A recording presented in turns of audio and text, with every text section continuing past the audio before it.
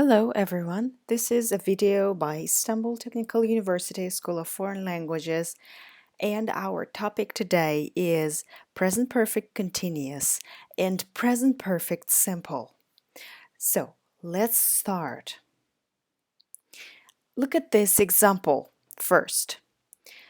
I have been revising for my exams since Monday and I haven't been sleeping properly. I'm really tired at the moment. Ben pazartesi gününden itibaren sınavlarıma çalışıyorum ve yeterince uyuyamıyorum. Ve bu yüzden ben şu anda çok yorgunum. So, I started working on Monday. I started working from revising for my exams on Monday.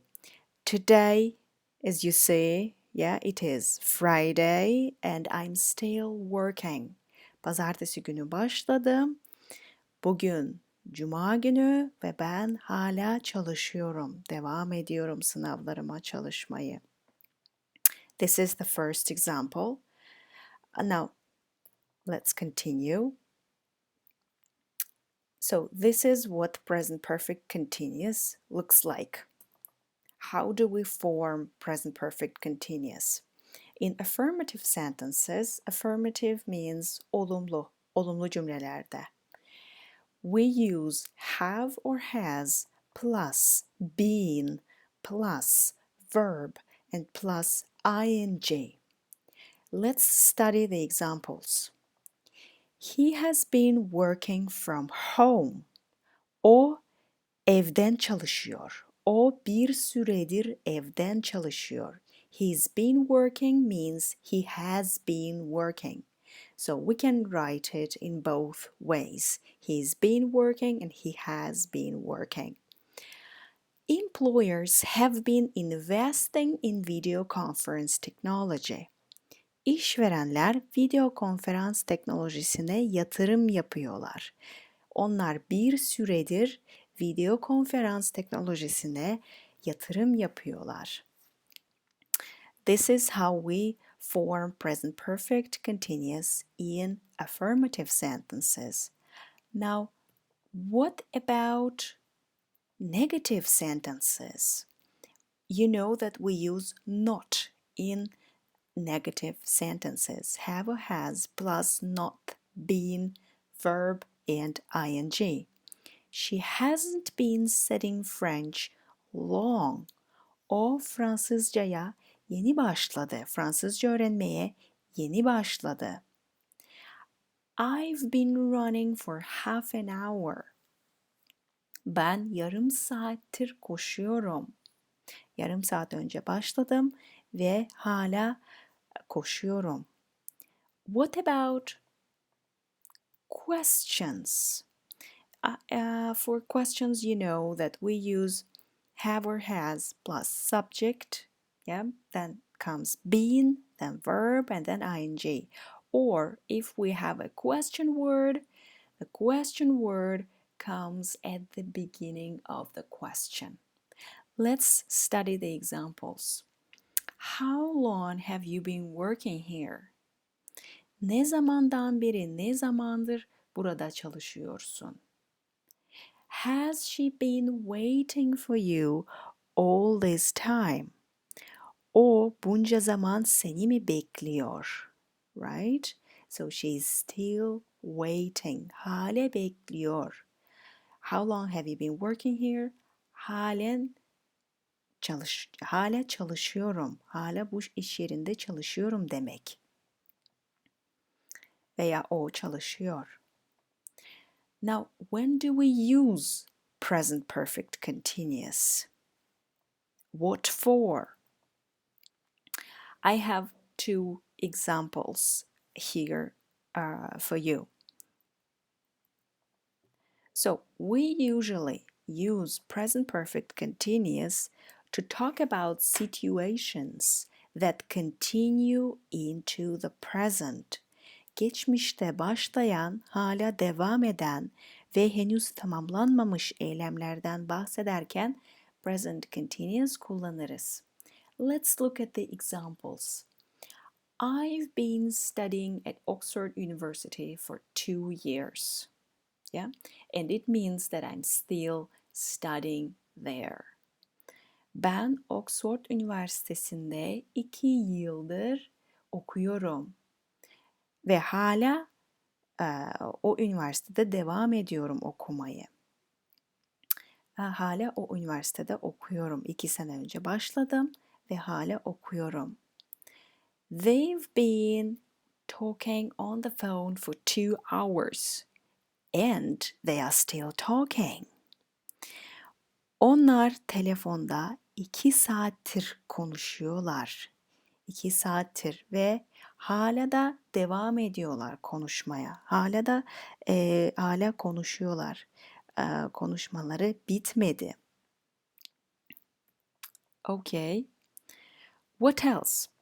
Now we have 2 very important words, since and for. Now, when do we use since and when do we use for? We use them in present perfect continuous, and here is an example. I've been studying at Istanbul Technical University since 2018. Ben 2018 yılından beri İstanbul Teknik Üniversitesi'nde okuyorum. 2018 yılında başladım ve hala okuyorum İstanbul Teknik Üniversitesi'nde. So, what is since? We use since to refer to a point in time. Since den beri anlamına gelir ve since bir zaman referans alarak süre belirtir. Okay, so I started in 2018. I started studying in 2018 and I'm still studying at Istanbul Technical University. Since sürenin belirttiğimiz süreden önce gelir. Okay, since 2018. What about for? I've been studying at Istanbul Technical University for 2 years. Ben İstanbul Teknik Üniversitesi'nde 2 senedir okuyorum. So, it means that I started studying here 2 years ago and I'm still studying here. We use for to indicate a period of time. For bir süre dilimini belirtmek için kullanılır ve bakın yine süreden önce konulur, getirilir. For 2 years. Ne zamandır? Ne zamandır söylemek istediğimiz zaman for kullanırız cümlede. So what about the differences between present perfect simple and present perfect continuous? There are some very important differences between these 2 tenses. Let's look at them. Now, here is a situation with a bicycle, okay? Now, I've been repairing my bike since yesterday.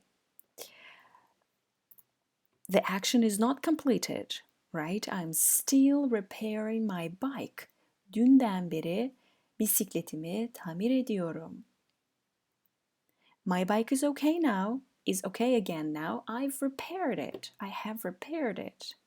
Bisikletimi tamir ettim. Artık binebilirim, kullanabilirim bisikletimi. The action is completed. So, the action on the left is not completed. Soldaki eylem bitmemiştir.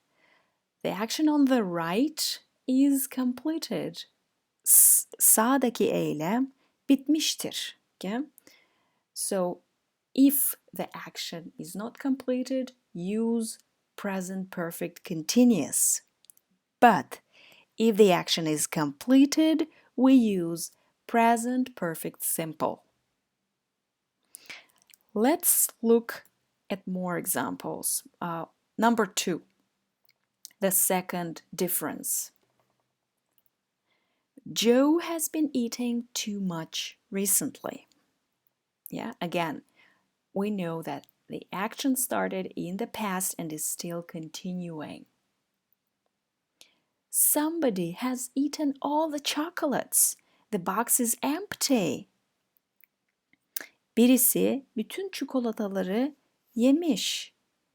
Kutu bomboş. Right? So we see the result of the activity. The box is empty. Here is the result. Sonuç. Eylemin sonucunu görüyoruz. Right? We see the result. How much? All the chocolates. So we use present perfect simple to show the result of the activity. Present perfect simple bitmiş bir eylemin kaç kez tekrarlandığını veya kaç tane yapıldığını, yani miktarını sorarken ya da miktarını söylerken kullanılır. Right? Miktarını görüyoruz. All the chocolates. Yeah? We see the result. We use present perfect simple for that. But in present perfect continuous, no result, yeah, but we know that the action started in the past and is still continuing. Geçmişte başlayan eylemlerden bahsetmek için, geçmişte başlayıp ve hala devam eden eylemlerden bahsetmek için present perfect continuous kullanırız. Bu cümledeki gibi. Joey son zamanda çok yemek yiyor. Right? No result, but we see that the action is still continuing. 3.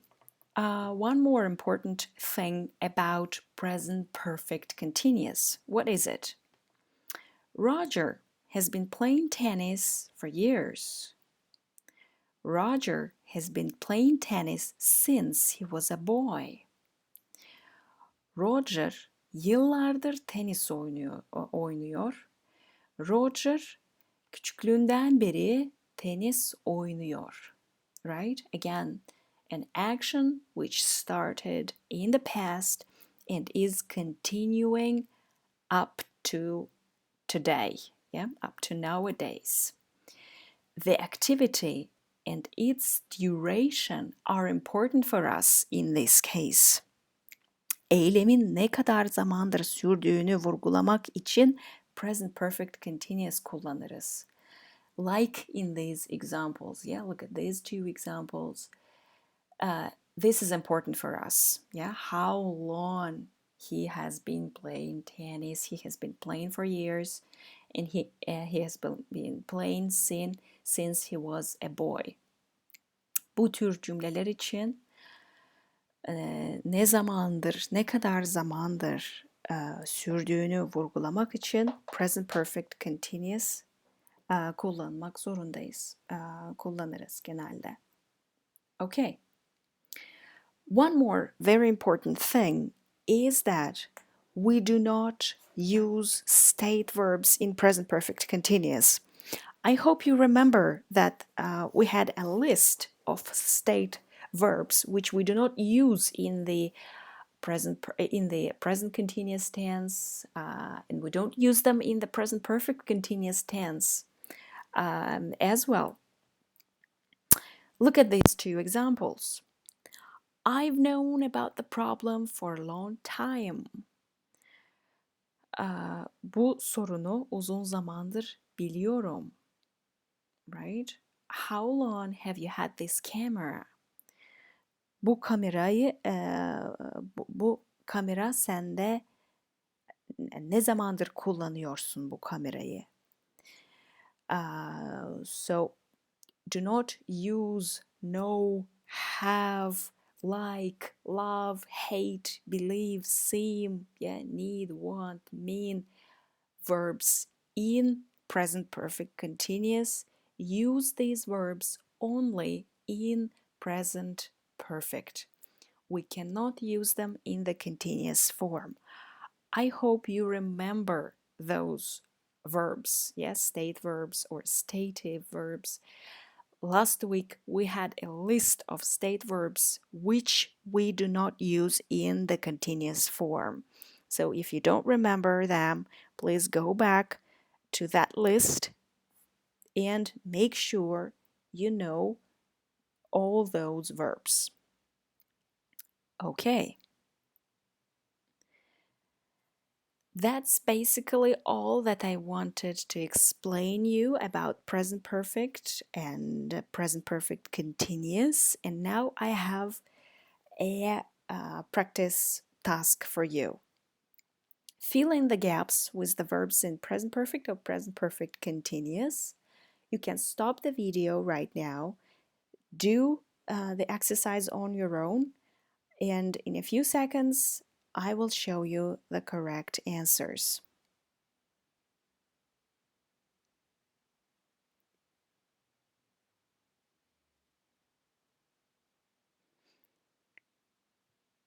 Now let's check the answers together. Sentence number 1. I have been trying to call you for hours. Where have you been? Number 2. We have prepared 3 boxes and we can send them now.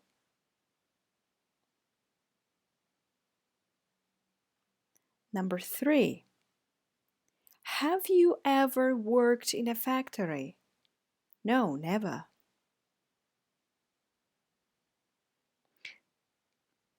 Sentence 4. I have cleaned the house 2 times today. How many times?